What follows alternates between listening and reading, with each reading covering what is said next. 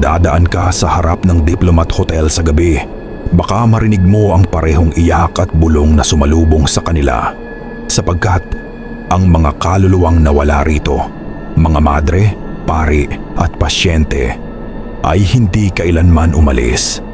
Sa gilid ng Dominican Hill sa Baguio City, nakatindig pa rin ang lumang Diplomat Hotel. Tila isang aninong hindi matitinag ng panahon. Noon pa man, pinaniniwalaang nananahan dito ang mga kaluluwang di matahimik. Noong gabi ng Nobyembre, dumating sina Carla, June at Migs, tatlong magkakaibigang may hilig sa urban exploration. Bitbit nila ang kanilang camera, flashlight at recorder para sa vlog na kanilang ipapakita sa kanilang mga manonood. Content lang to, wala namang multo, pabirong wika ni June. Pero bakas ang kaba sa kanyang boses. Pag-akyat nila sa matarik na daan, ramdam nila ang lamig na tila gumagapang sa balat. Walang buwan ang langit at ang mga puno ay parang mga baling buto na nakatingala sa dilim. Pagsapit nila sa harap ng gusali, nakita nila ang napakalaking istrukturang bato, ang mga bintanang sirang-sira at ang krus na halos mahulog sa tuktok ng tore. Pagpasok nila, unang sinalubong ang amoy ng lumang kahoy at kalawang. Ang bawat hakbang ay may kasabay na langit-ngit at mahinang ugong. Ang creepy, bulong ni Carla habang itinutok ang flashlight sa lumang altar. Biglang umihip ang malamig na hangin at may narinig silang mahina, parang pag-iyak. Baka hangin lang, sabad ni Migs, ngunit napatingin silang lahat sa isang mahabang pasilyo. Doon, animoy may dumaan na aninong puti. Habang nag-iikot, binasa ni Carla ang kaunting kasaysayang dala nila. Noong panahon ng digmaan, ginawa itong kumbento at ospital. Maraming pari at madre ang pinugutan ng ulo ng mga sundalong Hapones. Ginamit din umano ang ilang silid para sa mga sugatang sundalo.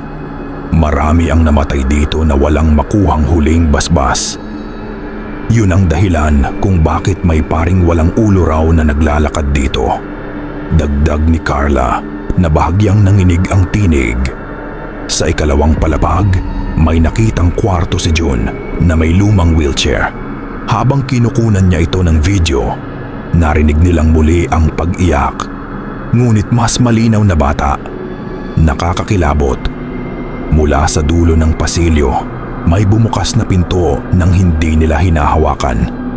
Isa-isang nagpatayan ang kanilang mga ilaw, ang camera, flashlight, pati ang cellphone. Dumilim ang paligid. Lumabas na tayo, utos ni Migs. Ngunit bago sila makalapit sa hagdan, may sumulpot mula sa anino. Isang paring walang ulo, duguan ng abito. Hawak ang isang rosaryong nadungisan ng dugo. Dahan-dahan itong naglakad patungo sa kanila, hindi naririnig ang yabag. Napasigaw si Carla at sabay-sabay silang kumaripas pababa. Ngunit ang pasilyo ay parang walang katapusan. Paulit-ulit ang liko, parang niloloko sila ng mismong gusali.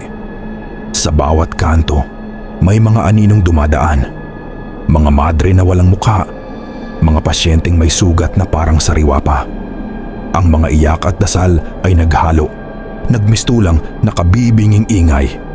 Hindi ito totoo! Hindi ito totoo! Sigaw ni June, ngunit naramdaman nilang bumibigat ang hangin at may malamig na kamay na humawak sa balikat niya.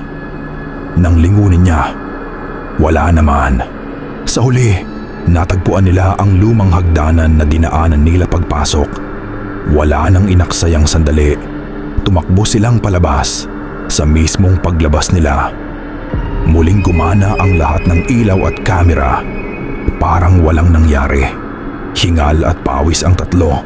Ngunit ang pinakanakakakilabot ay ang huling eksena sa video ng suriin nila kinabukasan. Sa likod nila, habang sila'y tumatakbo, may mga dosenang kaluluwa ang nakamasid mula sa mga bintana.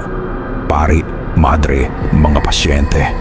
Lahat ay nakangiti ng malamig at walang mata.